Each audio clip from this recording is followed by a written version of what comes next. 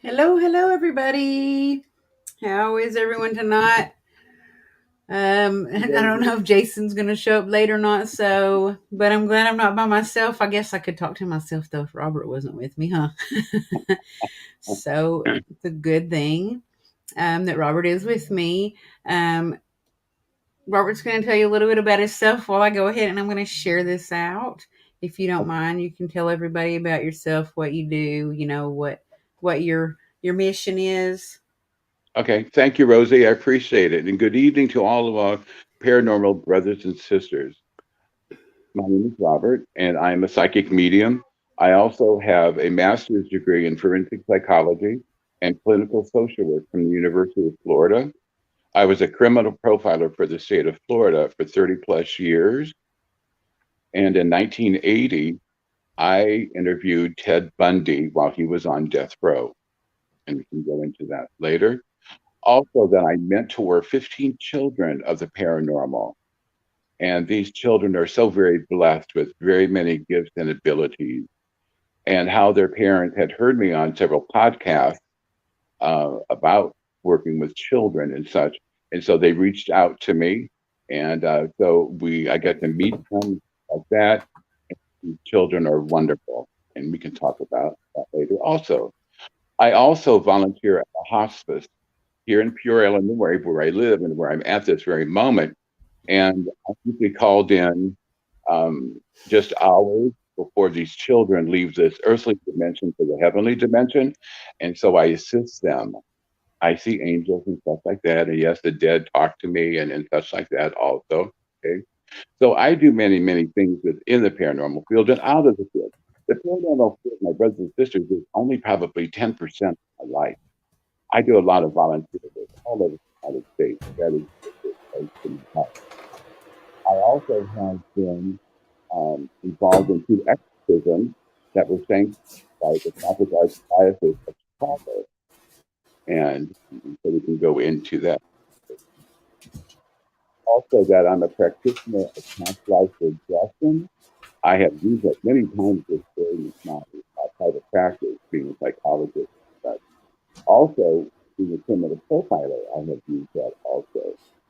And so I do many, many things within the paranormal field and out of the paranormal field. And it's been a hell of a ride. You're muffled a little bit.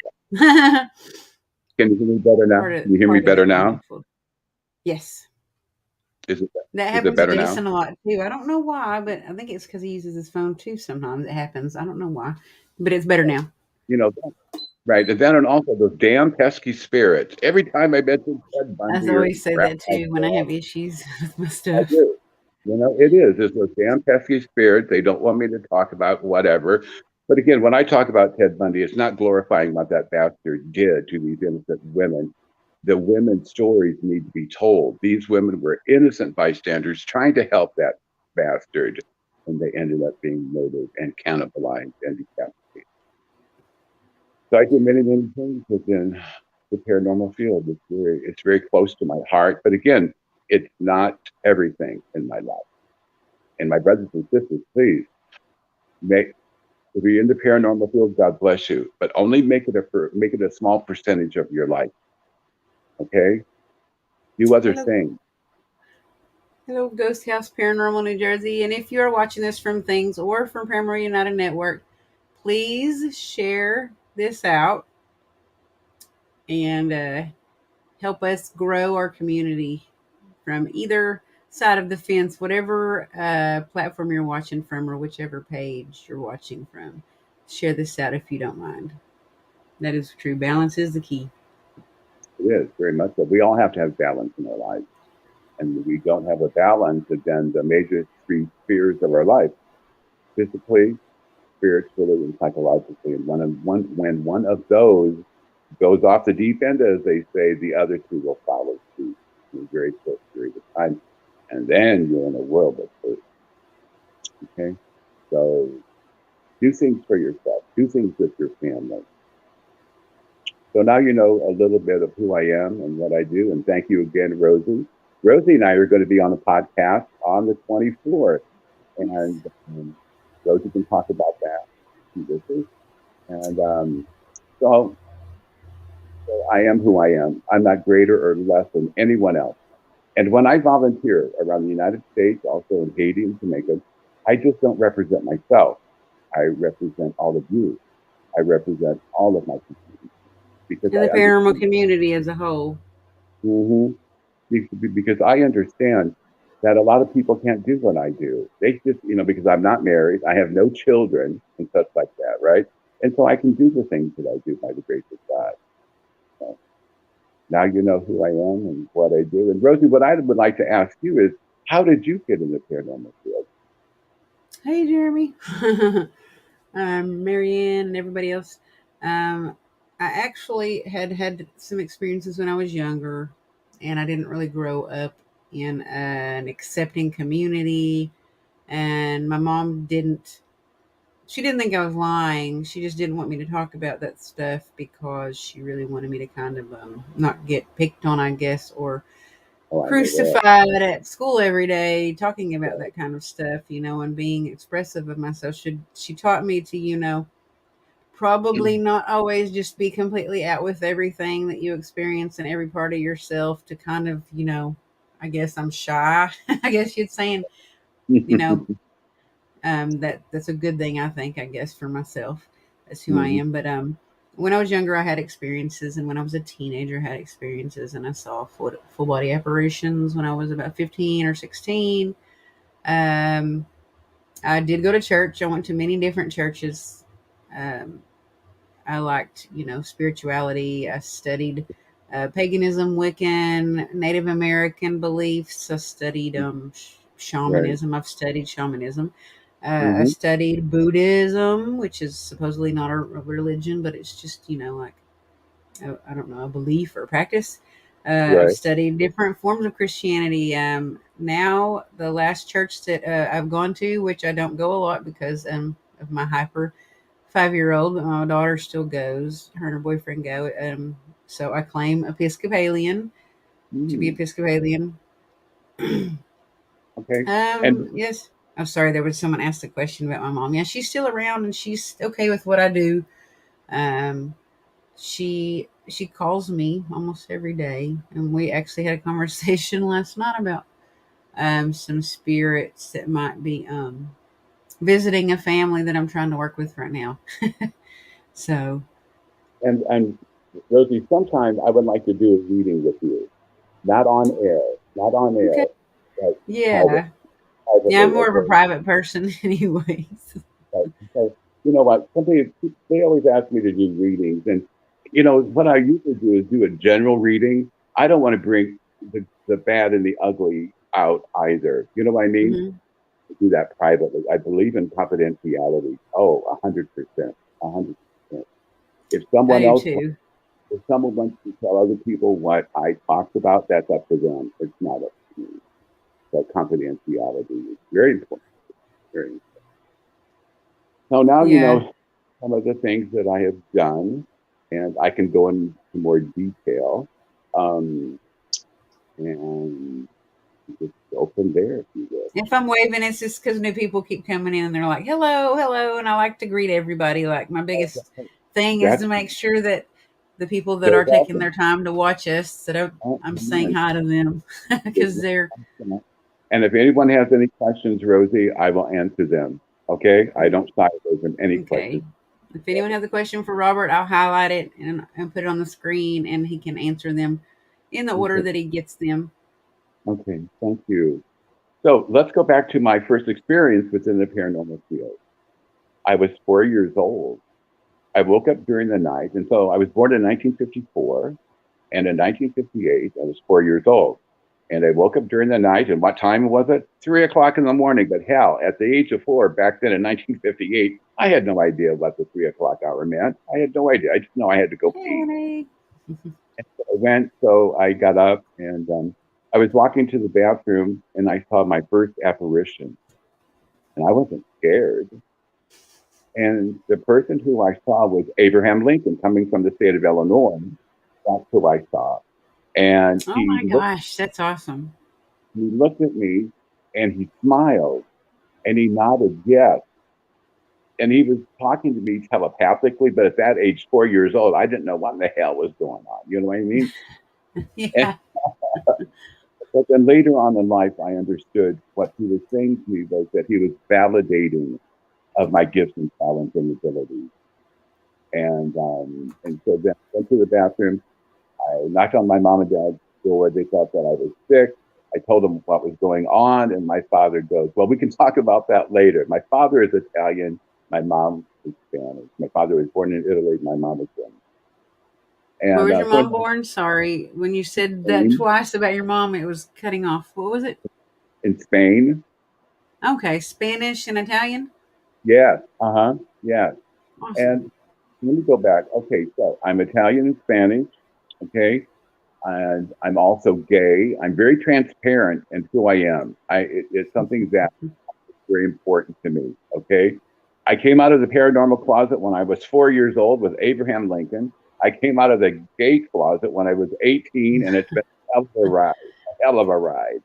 And and uh, and so my mother called my grandmother, and she was telling my Italian nonna what was going on. And so my Italian nonna suggested that we go to her friend who, when I first saw her, she looked like she was 1,000 years old. She was, here I'm 4 years old. Right? So we walked in and everything, and she grabs my chubby little Italian and Spanish cheek, and Hmm. she said in Italian to my grandmother, to my nonna, that I was very, very gifted and talented. And we were there for about 45 minutes. I had met cookies. They spoke in Italian, and then we left. And on the way home, my mother said that I should never talk about what I had seen, and I Hmm. could talk to them and to my Italian and Spanish relatives, but not anyone else. So I had to stop. I had to stop, and that really bothered me, even at 4 years old. And so then during grade school, and I went to a Catholic school, and I Awesome. remember, and I remember the sisters looked at me and goes, "Robert, what are you looking at?" I was looking out the window. I said, "Sister," I said, "all these spirits." I said, "all these kid spirits and all these, ghosts and everything, right?" She came up and she slapped the shit out of me. She goes, "Don't be lying to me." So again, I stuffed.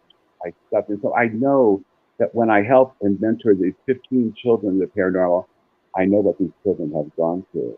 I know that. I know the pain. I know the frustration and such like that. And some of these children who I met, there were two young, preteens that began to self mutilate themselves because they didn't know what they were experiencing. Their families didn't know either. And then I met two other young adults that attempted suicide, and that even filled my spirit more in helping these children to embrace their gifts and their abilities and stuff like that. And so pre-COVID, we were meeting all the time. These families are not rich by no means, and I'm not either. But it's just the fact that some of the families are very wealthy, and so we would collectively put our money together, and we would go to where these families could not travel. So we went with them. When we went to different places, we paid for their gas and lodging and such like that. And these children are considered the paranormal or just precious. And is that a question? Is that a question, Yeah. Rosie? I can read. Can you read it for me? Robert, are you able to connect with my spirit guides tonight? Maybe. I That is from know. Jessica. Hi, Jessica. A lot of times, a lot of times I'm very open. Sometimes during a podcast that Yeah. I specifically talk about different things. Jessica, if you want to send me a friend request, and I will give my telephone number out. The whole world has my number anyhow, but it's 309-213-0325. 309-213-0325. Call me, Jessica. Private message me, text message me, and I will do a reading with you. Okay? There's another question, but it's not Go ahead. not not the same as that one. What do I do with attachments? I believe my lover has few spirit attachments. Okay, No. when when there's something attached to someone, we have to figure out why. Why, Mm-hmm. you have this attachment? What was going on during that time? Okay. And I always show an onion. When I do a lot of public and private events, I bring an onion with me because the onion has a lot of layers, right? So we have to begin to peel the layers back so we can get to the core of the situation. Okay. So getting to the core of the situation will open the windows and doors to a lot of information. Okay. Hmm. And and so that's It's like what I do. perfect the way you described it. Because if I could think of the onion thing, that's how I would describe it to somebody, of all of the reasons why someone can be having something like an attachment going on. And it's so easy. Everyone has seen an onion, of course, and they know it has many layers. So I use that visually, and they can really understand it. That we have to peel and peel and peel. Sometimes, as an onion has many layers, and when somebody does have an attachment or has something going on, we have to get to the core of the situation. Okay? And so being with these wonderful children of the paranormal, and my brothers and sisters, I must also say that I am gay, like I said, and my life is transparent. But again, being gay does not define who I am. My heart does. Being a psychic medium doesn't define who I am. My heart is. My heart does. That's what defines it. All these labels are nothing. Our heart is the one. Okay, our heart defines who we are. Also, what I do is I volunteer at a hospice and I assist these beautiful children in their very last hours of their lives to cross over from this earthly dimension to the heavenly dimension. And we can go into that because these children are beautiful. I was just with a little girl. Her name is Angela 3 weeks ago and such like that. And just to be with these children and also being a parent, it has been such a blessing in my life. Sorry, I'm not trying to distract you. I just Okay. highlighted of someone said happy Okay. birthday, Howard, and Nane said happy birthday to Jason. Even though he's not here, he might watch this later. He might pop on here late or Happy birthday, something. Jason. I will sing happy birthday to you. Is that okay? He'd be like, "Who is this person?" Because he probably doesn't know who you are either, and be like, "Who is this guy saying happy birthday to me?" Kind of like when you go somewhere and anonymously your family asks, the people that work there to Right. sing happy birthday. Yeah, very much so. So I do a lot of things within the paranormal field, and I've also been, like I said, involved in two exorcisms, and with Kevin, the young man, and Vivian was the other, and their exorcisms and what they went through is totally different. And Vivian's case was that she was raised in a satanic home. She was Oh raised, wow, yeah. she So was, she actually oh, it followed her for a long time then from she was, she a was young rich. age. Yeah, she was ritually raped when she was 9 years old and got impregnated, and she had to have an abortion. The abortionist came to her home, who was part of this Satanist group also. Okay, and when she was 13, she was raped again. But now her family is totally different. They have gotten away from that. Vivian is around 37 years old. What happened to Vivian was that with most women, females, not too many men do this, but they begin to fracture the personalities, as they say. Okay? And that helps them. That makes them survive the most traumatic, horrible, heinous things that they've gone through. And so with Vivian, myself, and three priests who were psychiatrists and psychologists, we had to integrate the three personalities, right? But the one personality is the one that was possessed. So we had to leave that one alone. And so and so in that case it was quite different than Kevin.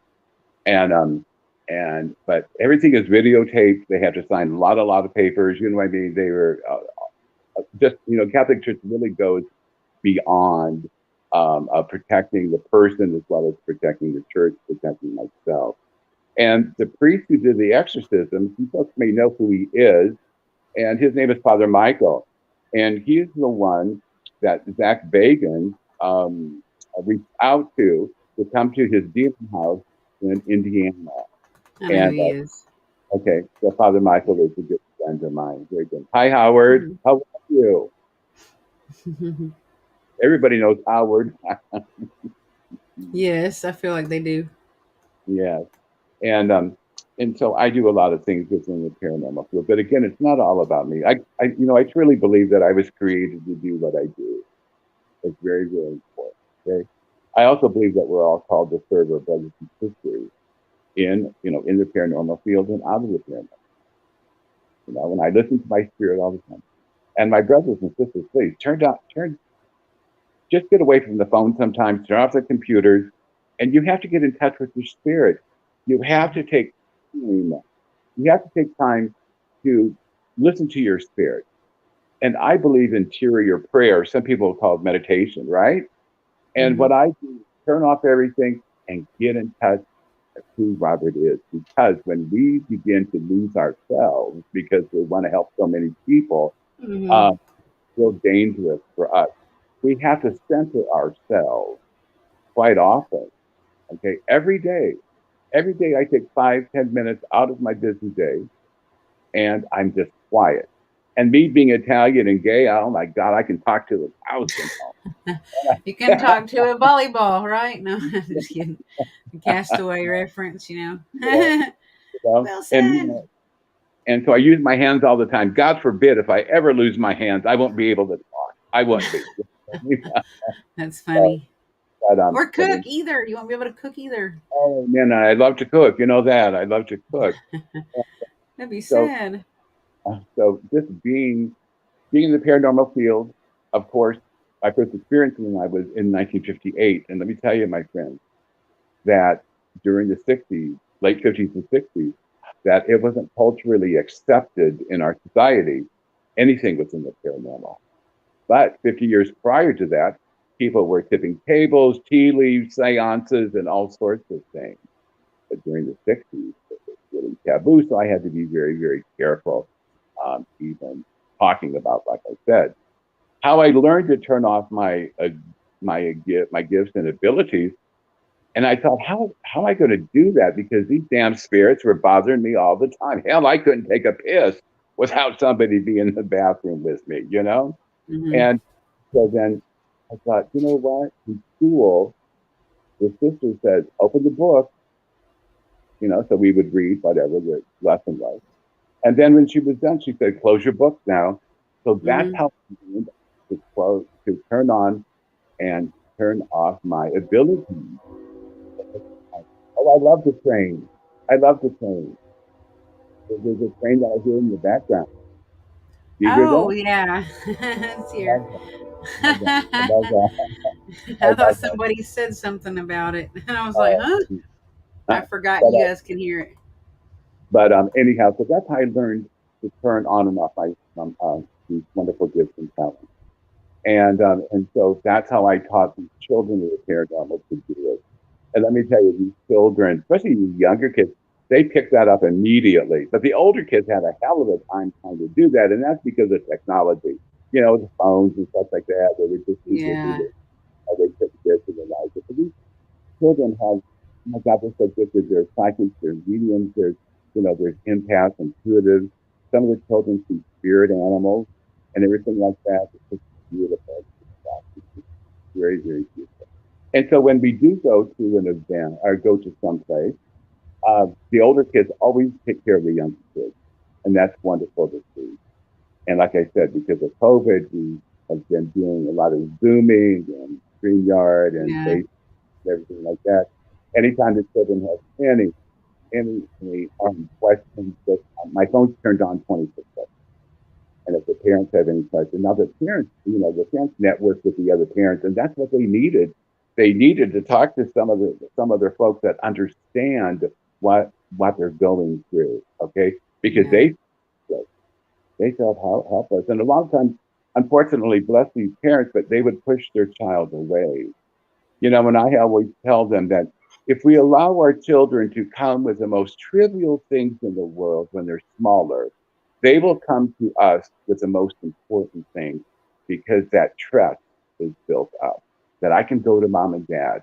I can go to mom and dad and tell them what is going on. And so I encourage my brothers and sisters, if you have children or no children in the paranormal, you know, if you, if all possible, talk with them, talk to their parents. They can reach out to me, and I will help. I will help anyone. Okay. Also, that I don't charge for anything, Rosie. I don't charge a damn dime. Nothing. Any event I do, nothing. Because my gifts and talents come from God. You can say the universe. I don't care what you. But it's just the fact these gifts and talents are so precious to me, and God gave these gifts and abilities for a specific reason, and it's not to melt somebody's grief financially. You know, Yeah, because a lot of people wouldn't be able to get any help if they right, had to spend a lot of money to do it. They just would be stuck dealing right, with what they're going through without us helping them if everyone charged. right, and it's very true. And I understand people have to make a buck. I understand that Mhm. totally. Or a living or pay their bills. Yeah. And so, my brothers and sisters, if you're going to reach out to a spirit group or to a psychic medium, and the first thing that comes out of their damn mouths, well, I need $300. Hang up on them. Hang up on the bat. Hang up on them because they don't have the passion. All I've they're had looking. people come to me and ask me for help and tell me that they had sold their car to get Oh, help from someone. And right. I was just like, my What heart the? just was like it sunk. I couldn't believe the lady couldn't even go to work because she sold her car to Oh, pay these people to help her right. spiritually. Right. And that's disgusting to me. You Yeah. know, those people within the paranormal field that do that, they give everyone who are legit, they give all of us a black eye. They really, really do. That's why in the state of Illinois, I won't go into much detail, but the state of Illinois, the Speaker of the House down in Springfield has reached out to me. And hi, Jeremy. Hope you're feeling better. I'm praying for you, buddy. And the Speaker of the House reached out to me if I would come down for a 3-day session to talk about the paranormal field that's in the state of Illinois. And so I'm going to be doing that. I'll be doing that the first day. The second day, a parapsychologist who's also a PhD in, in child psychology will be speaking. And then the third day is going to be these families who've been ripped off terribly, and they have videotape people taking things from the homes and stuff like that. And Mhm. it's going to be interesting. And someone had told me just recently that the reason why the state is doing this is because they want to begin to regulate. They want to begin to regulate groups going into homes. Okay, I know that they want to start licensing the spirit group, $1,500 a year. Okay, also that each person in a group would have to go through a background check. Also, these groups would have to have insurance, liability insurance. Are they going Okay. to give free education and certification to all of those people to have to pay those fees? No, no, no. Right? You know what I'm saying? Right. And so, and for me, having a master's degree, like my degree in psychology and clinical social work, that I have malpractice insurance and I'm licensed in now 10 states to practice. So what I do is I combine my psychic and mediumship and psychology together, and it works wonderfully, beautifully together. Okay. Anyhow, so that's going to be coming this April, and so if the state of Illinois does that, you will see the surrounding states doing it also. Also, what the state of Illinois wants to do is that when somebody comes in to investigate into any like old prison, state hospital, that type of thing, those people will be charged like hunting license fee, okay, and that is close to $5,000 to also the people that have and run these facilities to come and investigate and such, like old state hospitals, prisons, and those types of things. They're going to be charged $10,000 every 2 years to be licensed to do. It sounds like they just want to shut it down though, because those like amounts are not realistic for everyone to be able to afford Oh, that. So it sounds like they're just trying to make it to where like you can't do that stuff anymore. right. And my opening statement, hi Liz, my beautiful Scottish friend. Hi Liz. And so in my opening statement, part of it is going to be that if that happens, it's going to hurt the little person within the paranormal field, the group that doesn't have a pot to piss in, and everything. And, and so those smaller groups who have truly the passion to work. in the paranormal field to investigate, they're going to be hurt greatly. So we'll have to see where that goes. I have to see where that goes. Like, I can't really tell you how many man hours I have lost sleep or sacrificed anything for myself just to do research and to investigate something Right. going on with somebody. Like, Mm-hmm. there's no way that anyone could, if they wanted people to pay and get certification, like if they were going to credit anybody in any way to give them a certification, I would have a long time ago gotten the certification. Right. Right. And also my brothers and sisters, please don't pay these online bullshitters $150, $200 to get certified for what? Okay, their piece of paper means nothing. It means Yeah. nothing. And a lot of people end up spending their money going online for the certifications. They're not certified with it. Yeah, because in first place, these people are not accredited. You know what I mean? And stuff like that. 2 months later, somebody who wants to investigate or whatever to see about this place where they were, hi Courtney, and so the place doesn't exist anymore. It's just a money maker for people. It really is, and that's unfortunate. It's very, very, Yeah. it, you know, and so.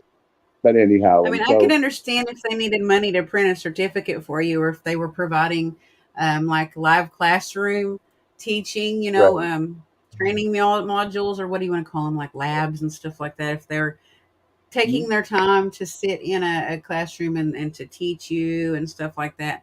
And they're not only making you basically independently just read everything, and you actually have to go through, tests and pass them and things right, of that sort. I could understand them charging something, not an ungodly amount that no one's going to be able to afford. But right, right. And that's very, very true.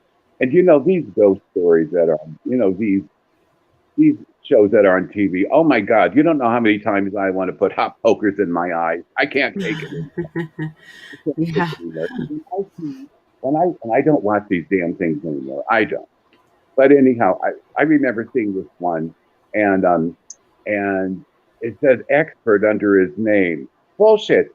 There's no experts within our yeah, field because it's not an absolute science. It's not. Rosie, and you know this. You can put 100 mediums or psychics in a room; they will come out with 100 different opinions, and that's okay. And that's yeah, or answers, yeah, yeah, and and so techniques and responses.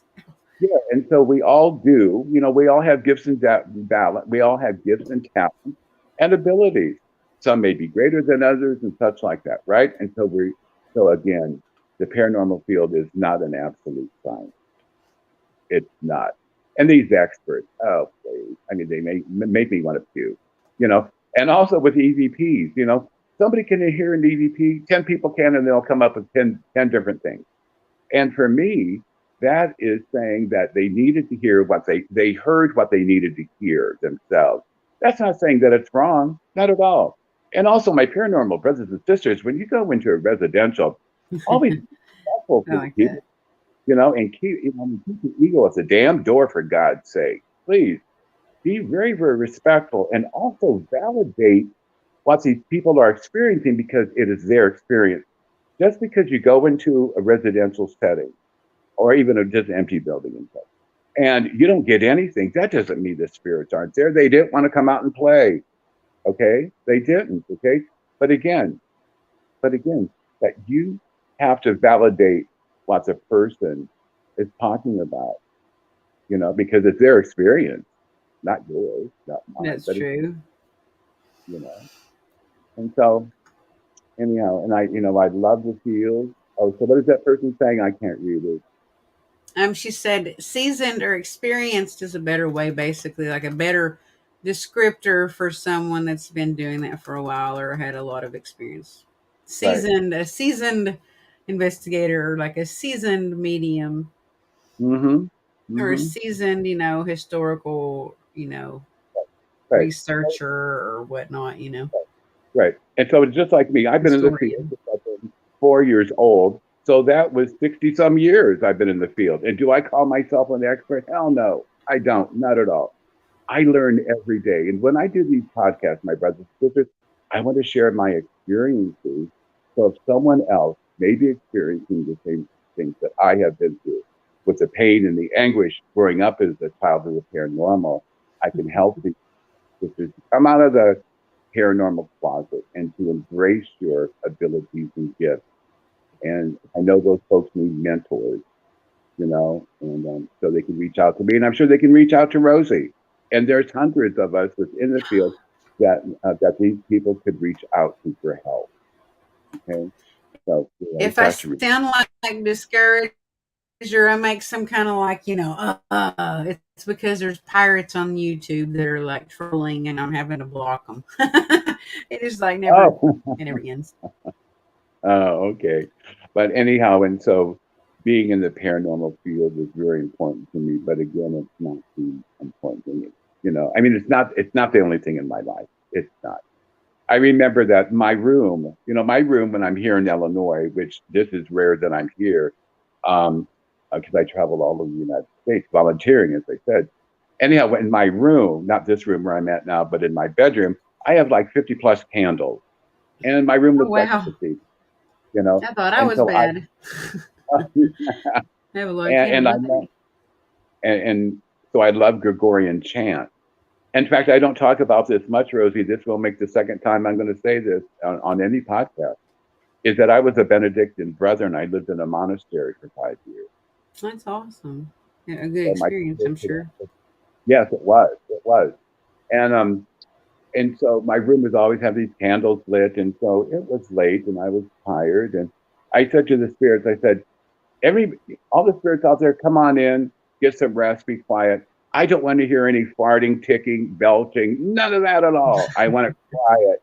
I want it quiet. All at once I heard with my ears, audible ears, I heard the word shit. I said, everybody get out. In Italian, I said, vacasa, which means get out. You know. So they and so this other time my candles were lit and I was meditating, and with my audible ears, I heard this little voice say, I'm lost. I'm scared. Where's my mama and papa? And all at Mhm. once, my sisters, I saw this apparition of this little boy. He was dressed in clothing from the early 1900s. That poor soul has been walking around aimlessly to trying to find his parents. So again, he said, Yeah, "Help that's me." terrible. So I said, "Help me." And I said, and in my room, I have a recliner and I have stuffed animals and stuff like that and everything. So I said, well, and his name is Matthew. I said, Matthew, come on, stay here the night. You're safe. Nobody's going to hurt you. And then in the morning, I will help you find your dad. And I remembered that I put him in the chair. I could feel him. I remember him touching my hand, a little bitty hand touching my. And so I put a blanket on him, and all at once I heard a little kid snoring, and it was Oh just my so precious. goodness. Uh-huh. What a precious and what an experience. Yeah, And then on the next morning, I did cross him over, and Matthew was with me to this day, you know. And I sent him, and even his parents several times. I have sent them and had a very lucid dream about them, and they were thanking me for helping Matthew that's find neat. It's them. kind of like a closure message of some kind. Hmm. And so those types of things are very, very important to me. It's because some spirits want to be crossed over, and God bless them. Some of them don't, and God bless them too. A lot of times, in my experience, my brothers and sisters, and it's only my experience, is that a lot of times because of grieving, their loved ones are grieving so badly that they keep these loved ones earthbound. They, Yes, I agree they, with that totally. And I've always thought that, and a lot of people don't know that you right. can create bondage of that spirit being in bondage, and it is basically it's trapped here or stuck here because of the pain, because you have a connection, like a cord connecting you to them, even after they pass on in their spirit, and that Right. cord is connecting them, and they can know all of that pain and that sadness that you are um, Hmm. experiencing because of the loss of them. Yeah, I totally believe that. And it's and just like you said, Rose, you're very, very correct. I know that people have reached out to me, and I was on this podcast, was a radio program many years ago, the first one I ever did, and it was called touchedbyheaven.net. and it was about angels and stuff like that. And this a good friend of mine name, my good friend of mine now, her name is Michelle, and she's listening. Hi, Michelle. She lives in Ohio, and she was grieving horribly, terribly. Her grieving went from grieving to mourning, and which is even more intense grieving. And she was keeping her son earthbound, and so I helped her, and by helping her, I helped him. Ryan is now doing what God has created him to be, to do. And Ryan is an earth angel. And sometimes he is disguised as the homeless. Sometimes he's disguised as a child. And my brothers and sisters, you never know who you're going to run into on the street. You never do. It could be an earth angel. It really could be, you know. I have this kind of, many years ago, I lived in Florida. I was a criminal profiler for 30 plus years. and I was in Daytona Beach, which was far from where I lived, but I was visiting some friends on Christmas Eve, so we all went to mass together. I'm Catholic, and so then I left, and I was going down the street, and I saw this young couple, and it was raining like cats and dogs, and yes, it was cold for that time of year, you know, I'm in Daytona Beach, and my spirit said, Robert, you got to help them, got to help them. So I pulled the car over, and at that time I had a little car, and here it was, a young couple with a baby. And you know what? I don't believe in luck. I don't believe in coincidences. I believe that God puts us where we need to be at any given time for a specific reason. Okay. I asked this family if I could help them because they were homeless, and they said yes. And so there was a hotel a couple blocks ahead, and I said, so I got the mother and the child in the car with me, and then the boyfriend then walked to the hotel. And I paid enough so they had 4 nights stay. I gave them money for food and such like that. And what was fascinating about this, that the next day I called the hotel to see if they were there, and they had left. And what is fascinating to me is what I sensed and felt, that those were earth angels. It was just like the story of Jesus' birth. Joseph and Mary, Jesus being a baby. They were in Bethlehem trying to find a place where there was no place in the inn. And I was supposed to meet these folks. And so I'm very, very blessed. Very, very blessed. And so you just never know when these earth angels are going to pop into your life. And when I see someone on the street and said, I'll work for money, and I give them $1. And one time a friend of mine said, Robert, why are you giving these people money? They're going to use it for drugs or booze. I said, I don't give a rat's ass. I said, my spirit is urging me to help these people. And then whatever they do with the money, it is on them. It's between them and their creator, not me. Not me. I'm just doing what my spirit is urging me to do. And also when I see someone on the street who's sitting down, I always acknowledge them. I always acknowledge Mm-hmm. them because they are our sisters and brothers in the universe, you know. Smile at them, okay? Because my brothers and sisters, you never know. We don't know how it is to be homeless, or maybe some of you do. Okay, Or how they got there. right. And You have so, no idea how they got there. by acknowledging them, we are acknowledging that they are existed. And some brothers and sisters, a smile will change their world completely. I know this one time that I stopped and I talked to this young man, and and what I was sensing and feeling, that he was going to do something to himself. Terribly. And I sat and I took the time. I took him out to lunch and stuff like that. And I gave him my telephone number. And he called me several days later. He goes, Robert, he goes, and again, it's not all about me. I fall short of the glory of God or the universe every day of my life. But again, I believe that God puts us where we need to be at any given time. Okay. And he said, Robert, I was thinking about killing myself because no one would talk to me. No one would, and I'm sorry. That's And, okay. and As soon as you said that, I started to relate because that's happened to me before. People telling me that, and hmm And so, just stopping and acknowledging our brothers and sisters in need. It could just be with a smile. You don't have to give them money if you don't have it, and that's fine. But just stop a and hug acknowledge. or a hug if you know them.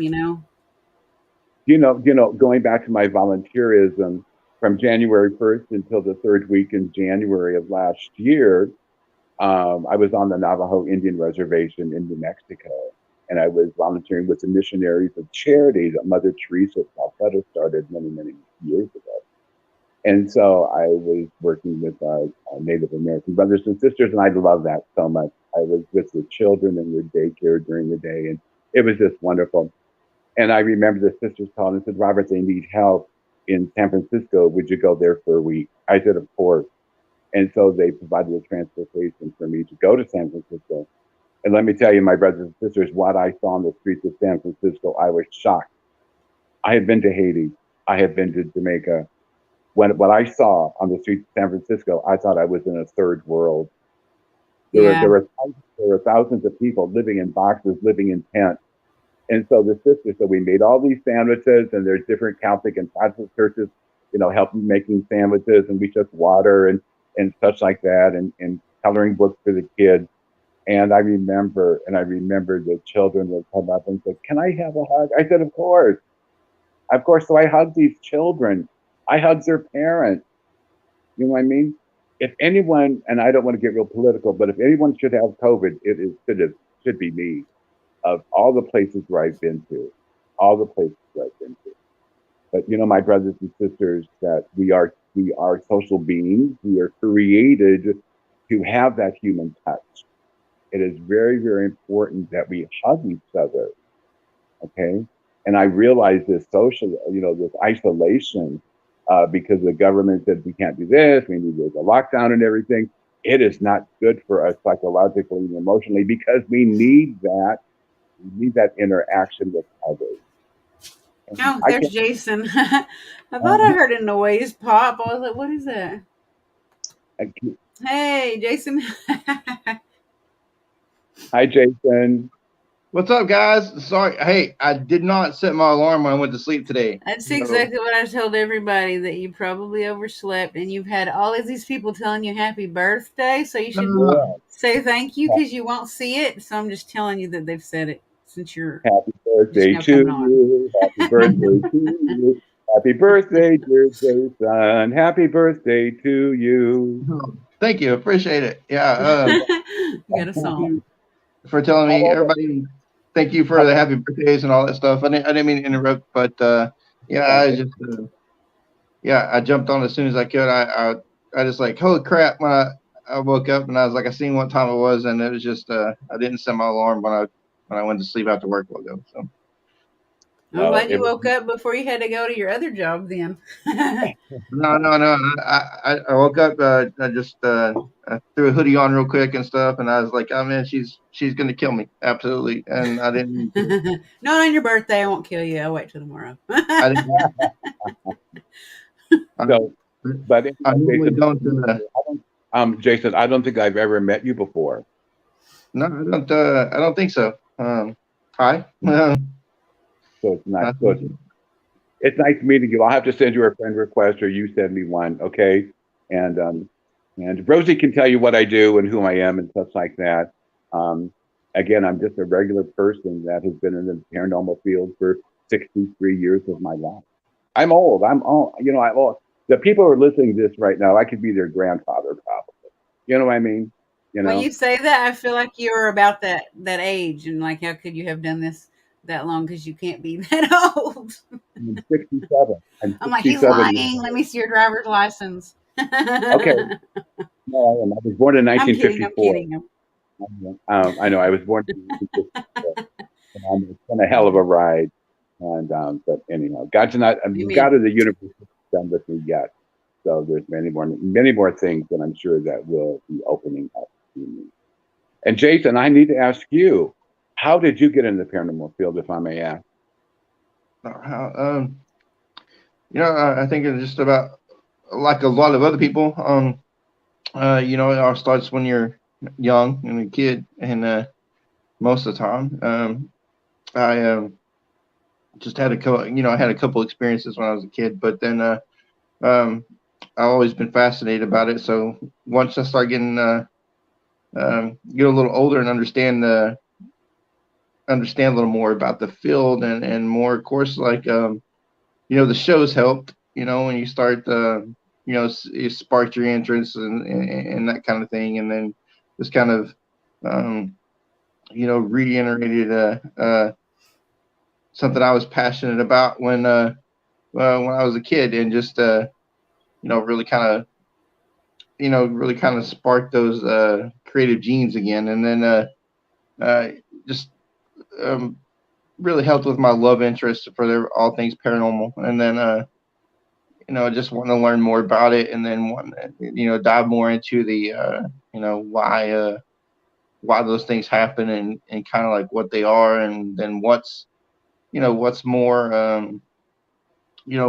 what's more out there that that we don't know, and then what happens after we die, why are we experiencing these things, and why are Mm-hmm. uh, why are people reporting the same kind of incidents, and what makes that happen, and then then you want to gather the evidence, and then try to just better understand what's going on.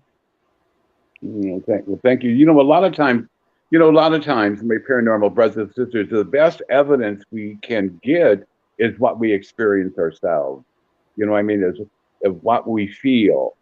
And we always have to go by our gut feeling. Our gut feeling will never get us in trouble. Never, never, never. Okay?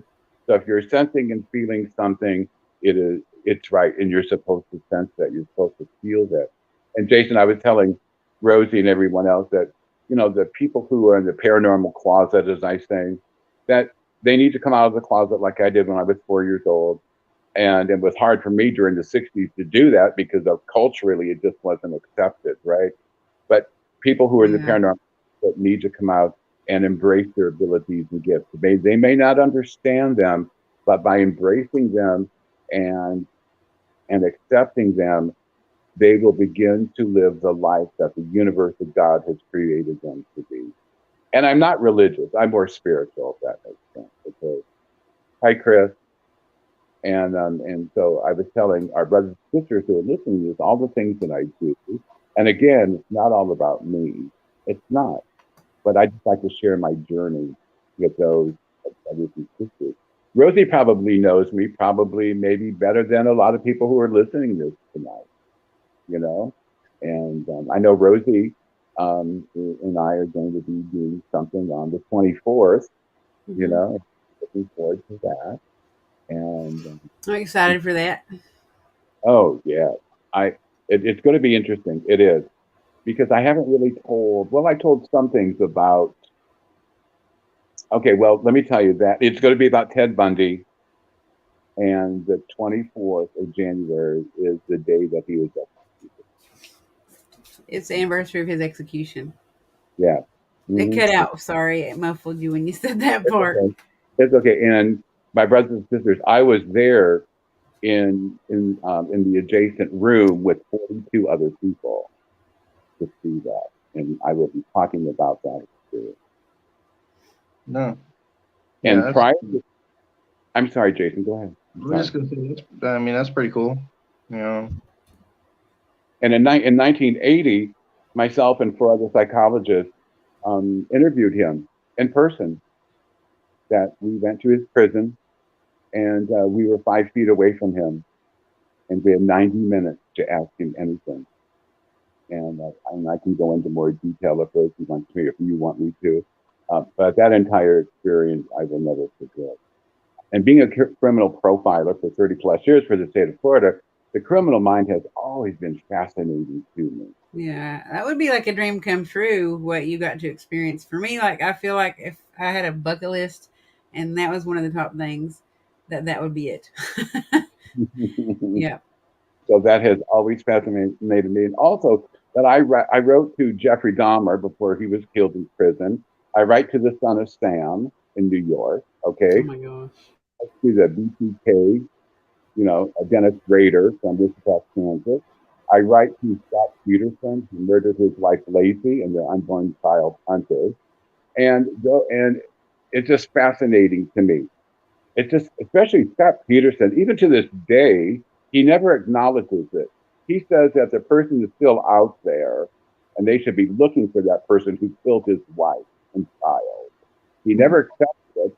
And what's even more sad is just the fact that Scott Peterson's family believed that also. I received letters from his sister once a month stating that they're so upset with the state of California after all these years that the state has not have anybody out there looking for the murderers. That makes no sense to me. But again, it is what it is. So I have all these letters and such, and I said, somebody said, Robert, why don't you sell those? I said, those letters are personal to me, you know. And so before I die, hopefully that I will know before I die, and I'm going to burn those things. They're not for anybody's eyes, except for me, you know. And for the past 50 years, I've been keeping a journal of my experiences within the paranormal field and out of the field. Have you written a book? No, but everybody says that I should. You very well could. I mean, I don't know what kind of legalities you'd have to leap through, and you probably already know what you can and can't say. But yeah, I feel like you definitely would have a good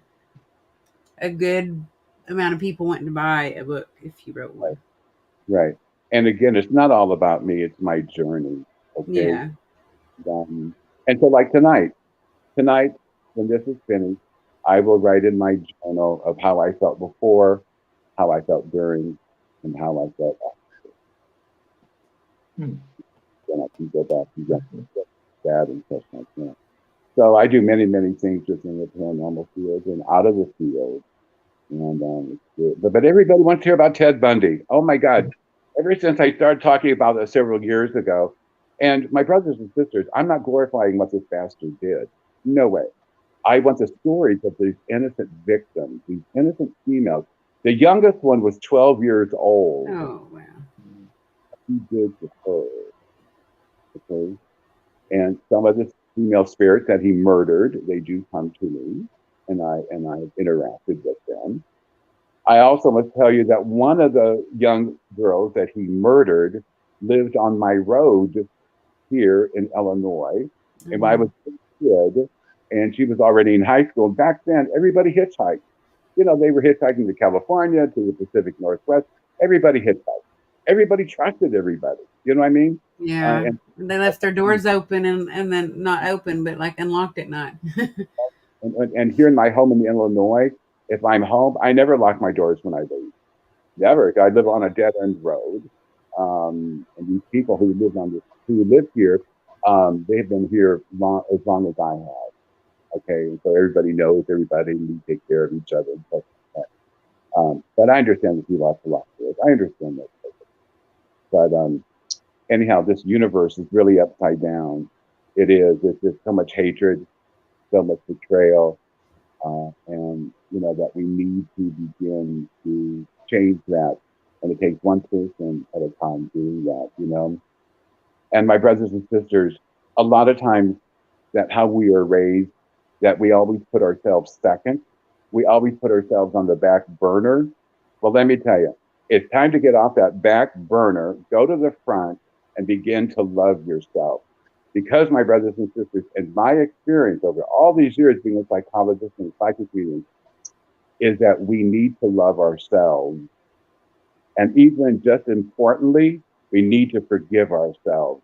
The person who can hate us the most is ourselves. The person who we cannot forgive at times is ourselves. By forgiving ourselves for whatever reason will allow us to love even more. Okay. So here's a comment. Someone said, I wish I lived somewhere safe enough to not have to lock my doors. Very nice for you, is what Joe said. So that's what I do. And like I said, I combine my mediumship and my psychic abilities with psychology, and it works beautifully together. And I'm a practitioner of past life regression. I have used that in my own private practice, and it works beautifully. It takes time. When I hear these people, oh, well, somebody did a past life with me, and like for an hour, are you shitting me? No, there's no way in hell. No way in hell. It takes a long period of time. It Yeah. does. And and so when I hear people saying, "Oh yeah, this person did this past life with me, and it took about an hour, and that was it," nah, that's not even close. Not at all. A lot of times, what I do when I do a reading with somebody, I turn myself away from them. I don't want to read. Being a psychologist, I read body language very Yeah. well, and being a Or psychic, I pick up things. impressions. Right. And so what I do is I turn my back to them, and that's how I do my reading. So I'm not swayed by their body language. And a lot of people think that when I do that, I'm being rude, but I try to explain to them that no, that people should do that. People should really turn their back. You know what I mean? And now, Jason, you know who I am and maybe some of the things that I do. Yeah, it's very interesting, and it's cool to that you have all those type of skill set that you can bring all together for to use and everything for your common your goals and issues that that you want to do. But it's an interesting background for sure. Um, I know the show's going to be at a later date, and you get all the questions about Ted Bundy, and I can see where those Oh yeah. uh, I'm gonna be I can asking a see lot where of questions. I can see where a lot of people would gravitate towards that just because all the things that's out there about him and shows and everything. But, you Right. know, Right. uh, And my part interviewing Ted Bundy, because he alluded on several documentaries about getting into the dark side. I wanted to delve into that even more, and I did. So I will relate how he got into the dark side, what he did, and how it really took over his life. But on the other hand, we all have a free will. At any given time, he's going to know. But he's such a damn narcissist. He is. He's a damn narcissist. He is psychotic. Is he possessed? I believe that he was. I truly believe. But again, I also believe that he was psychiatrically ill too. There is a reason why he did what he did. And I just say briefly, it was for revenge. He wanted to make these women feel the pain that he was going through Yeah. by someone who betrayed him terribly. And that's all just leave it. Because he didn't want to heal himself, hence the narcissism, because there was nothing wrong with him, right? Right. And when I tell the complete story of how he was reared, how he was raised, as people say, again, it doesn't justify what he did. Yeah, it But just there's other explains. tendencies. It does. It really, really And really, does. it could tell people this could happen to you or your neighbor when they're a Mhm. little child up until the time that they get older. They could become this monster, if you want to call it that. If you You know, don't right. And my brothers get and help. sisters, at any given time, we get so angry and so betrayed by others at times, and I've heard this, someone would say, I wish you were dead. I wish I could kill you because of the pain that they have inflicted on us. But again, we have free will. Also, that we allow people in our lives that treat us like shit. You know what I mean? We think we can heal them. We think we can change them, for God's Yeah. sake. You know? And Rosie knows that. Rosie knows that. So we're going to have a reading later. So I'm not going to go into detail. But okay.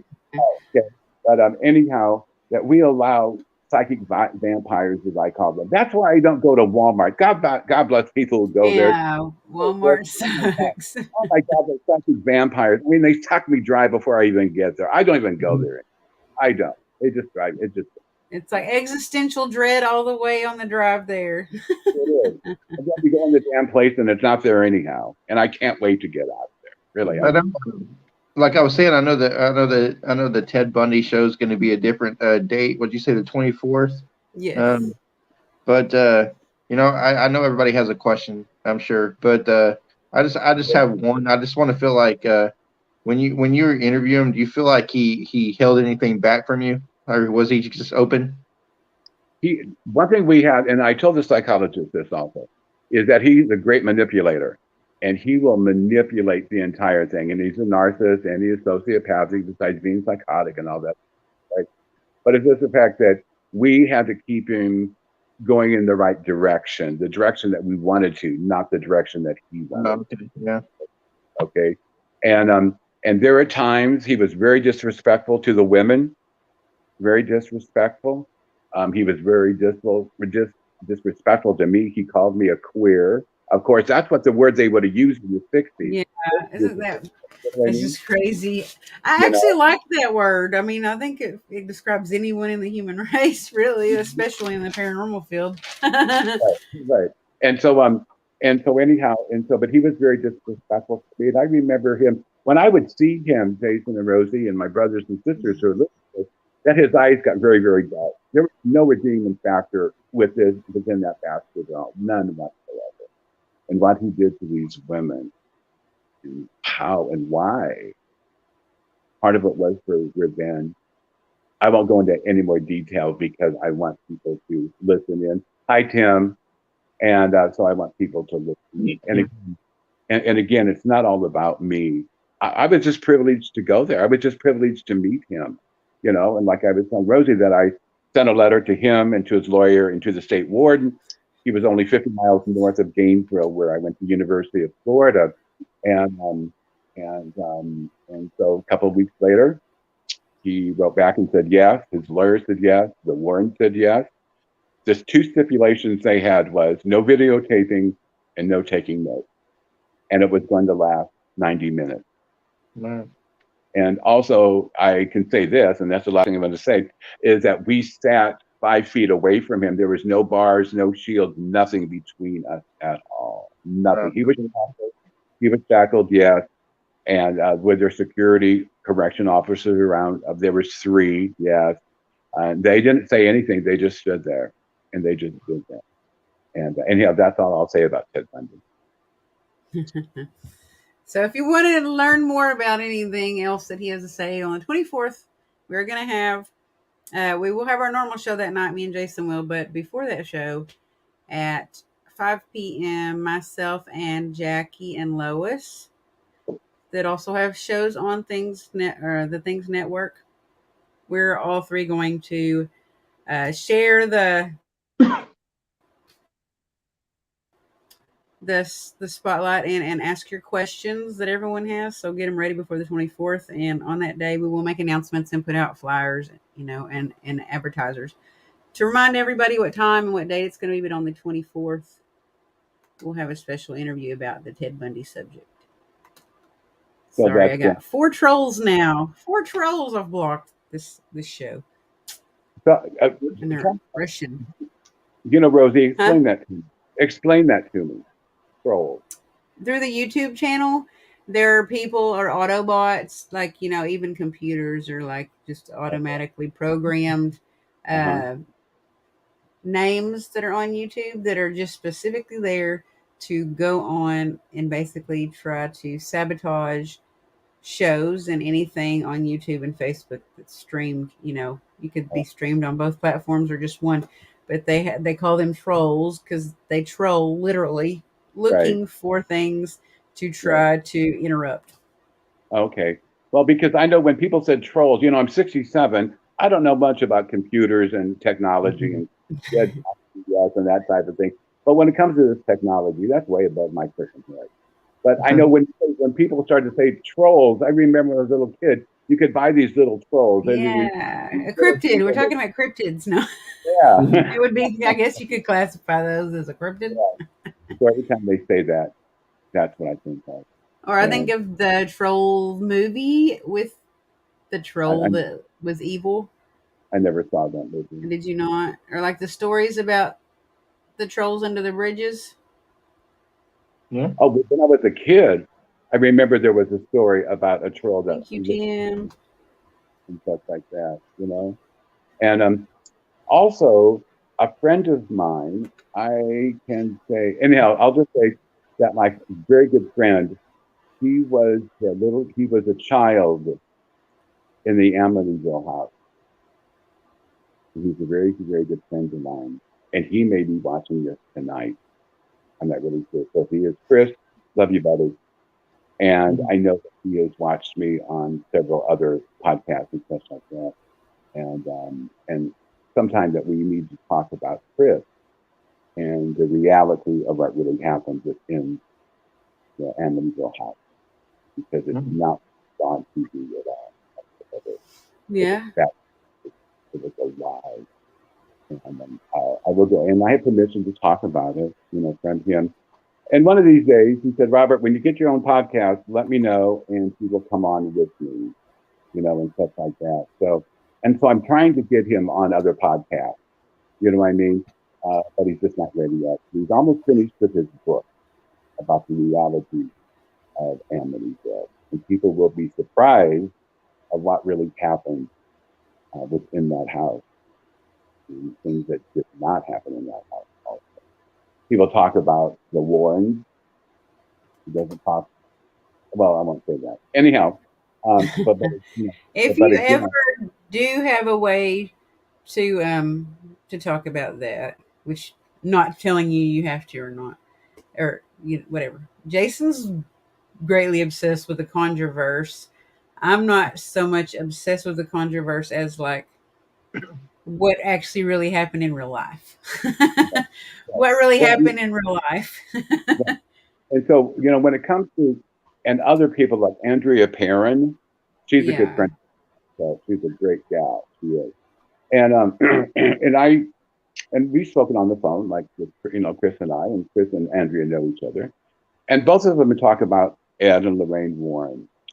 And I mean, Lorraine was quite gifted, very, very talented in what Mhm.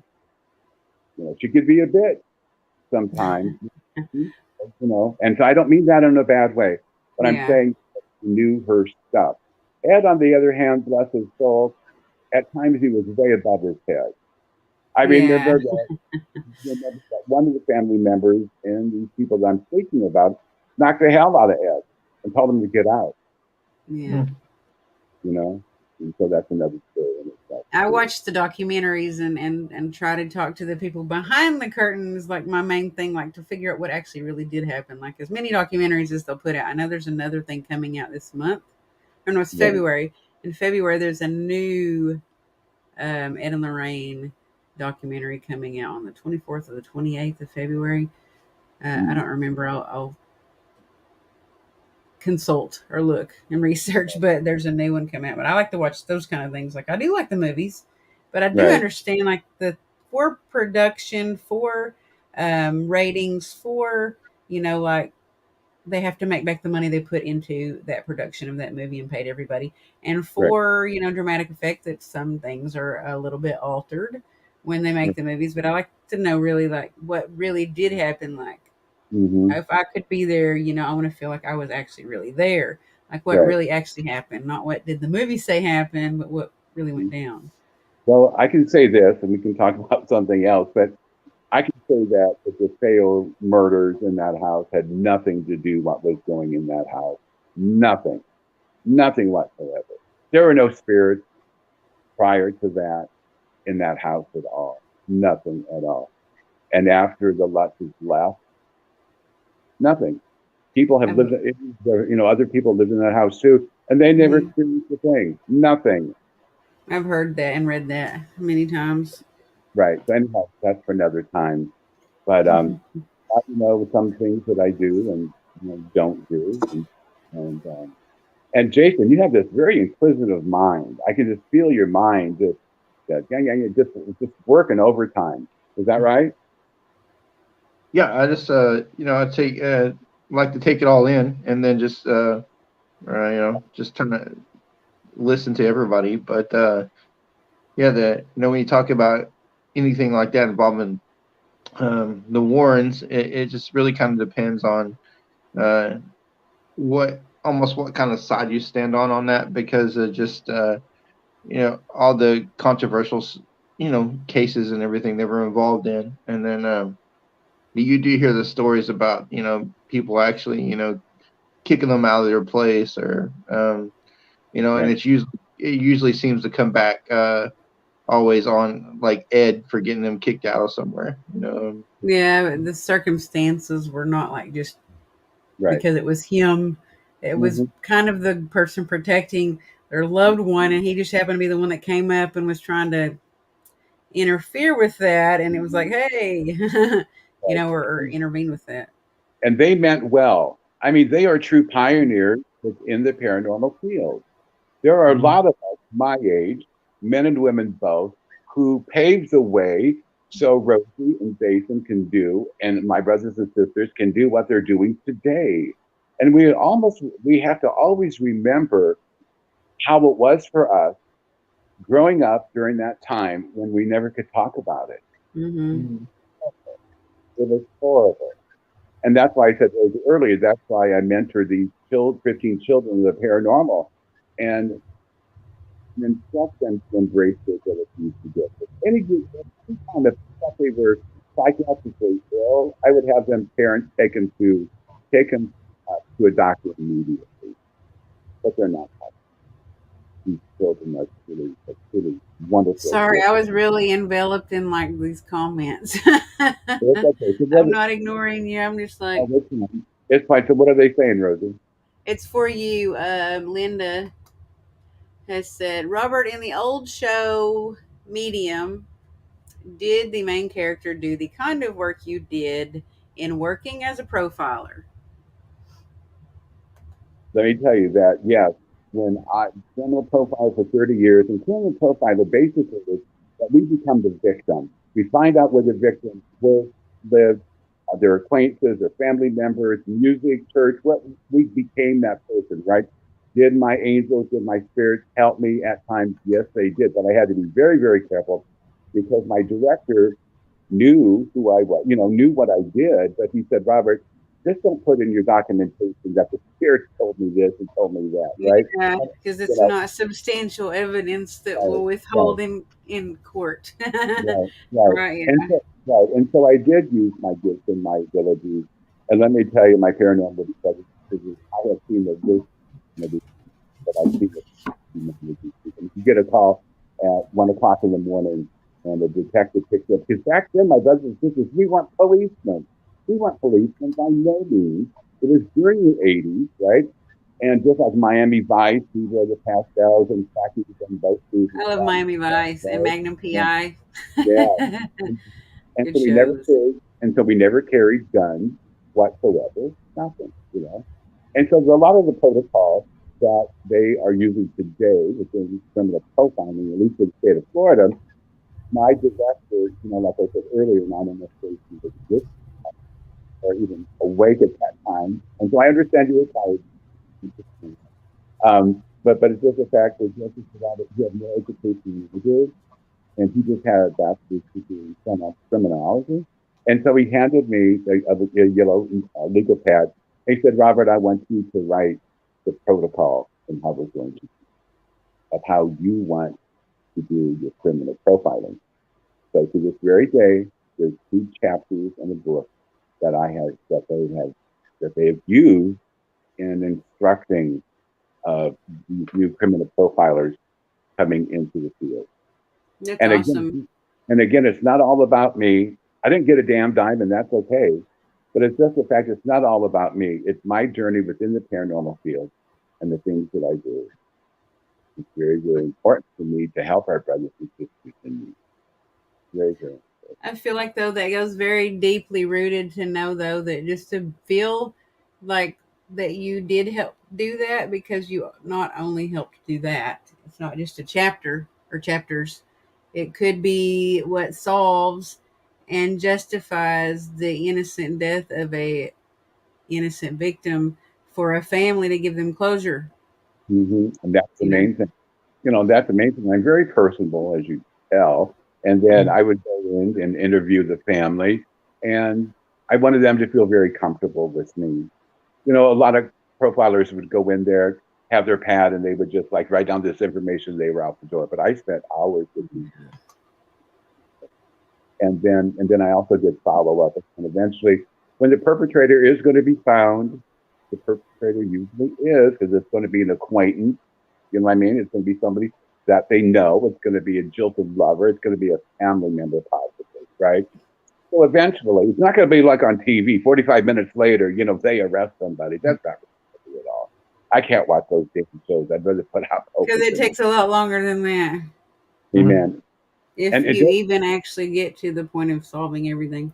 and it doesn't show the human condition of the families of these people who have passed away, who've been murdered. And that's what's most fascinating to me is the human condition of our brothers and sisters, the human condition of Jason, the human condition of Rosie, the human condition of our brothers and sisters who have listened to us. That is the psychology part of me. I love how the mind works. I love it's very fascinating to me of why people do this. Oh, another damn troll. Sorry. I need a security system that automatically auto blocks them. So, Someone asked about John Benet Ramsey.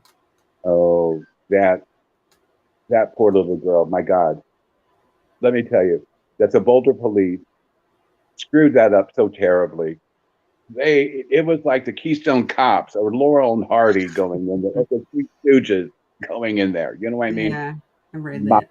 from the very beginning, and that was a red flag to me that they were hiding something. Do I believe that one of John Benet's family did it? Yes, I do. I do. I think Patsy, the mother who passed, God rest her soul, she was a hot mess. I think that she was vicariously living her young life through her daughter Yes. because she was never able to do that. Hmm. So and that mystery will never be solved, never be solved. I think it goes way, way deep into the Boulder police. They were very well known and stuff like that. So it is quite a bit. But this little girl should have never been murdered the way that, or no one needs to be murdered in the beginning, right? But it's just the fact that how she was murdered in her own home, and stuff like that, and then what's fascinating to me, the cops and the detectives were in their home in Boulder, right? And but they never went downstairs. What the hell? Yeah. Give me a break. Give me Yeah. a break. You know, and you know what? And who finds her? Her father finds her. Mhm. Her father finds her. Now what does that mean? What does that say? You know what I mean? But the Yeah. cops brought up from the get go. We may never know the truth of that. Maybe in 100 years, I don't know. You know, but I It know this. reminds me of another murder case that wasn't as notorious that I actually watched documentaries on and researched, and it was called the Scream Movie Murders. And there were two boys, very smart, but they got caught, that went and reenacted the Scream movies Mm, and acted them out in real life by mm, murdering a boy and a girl that were in right. high school. Yeah, in Yeah, their own yeah, home. it is. That's very, very sad. And now with COVID and everything, and like I said earlier, that we are social animals, and kids, older folks, whoever, that we couldn't get out and about like we were supposed to. Because we're human beings. We need that human touch. We need to take off the damn mask and see each other's faces. You know, and I don't want to get real political about that stuff, but it's just a fact that this social isolation has really hurt a generation of folks. It really, really, and that's unfortunate. Yeah, it's almost like though if you don't endure that sacrifice or make that sacrifice, then you're very likely to go out and end up being in a body bag. Isn't it crazy? It is very much so. It is. But again, my brothers and sisters, we have free will. We can always say no. We can always say no. But sometimes our demons catch up with us. And when they catch up with us, we're in a world that's a world, and we can talk about that at another time. Also, I have worked with people who have been addicted to these damn EVP machines. Oh my God. Oh, please, evidence. It just drives me nuts too. When somebody says, "Oh, that's a Class A," please, 1,000 people could hear that and get 1,000 other things. You know what I mean? You know, and I truly believe that we need to agree to disagree civilly. Do it civilly. We're not all going to agree, and that's okay. But we need to do it civilly. And again, having the evidence, what does that really mean? What does it mean in the context of what is going on? Or in the context of the larger universe? What does it actually mean? Mm. I'm just You know? checking to see because it's time for our show to end. And I didn't know if there's another show that comes on right after ours or not, because I know on things that there's not, but I don't know on Paranormal United Network if there's not. So Okay. So if someone wants to reach out to me, 309-213-0325, 309-213-0325. Reach out to me, call me, text me. I will help you in any way that I can. And if it is over my head, my ego isn't that large, and I will refer you to someone who can help you. Okay? And thank you, this, Jason. Thank you again, Rosie. I will you're see you welcome. soon.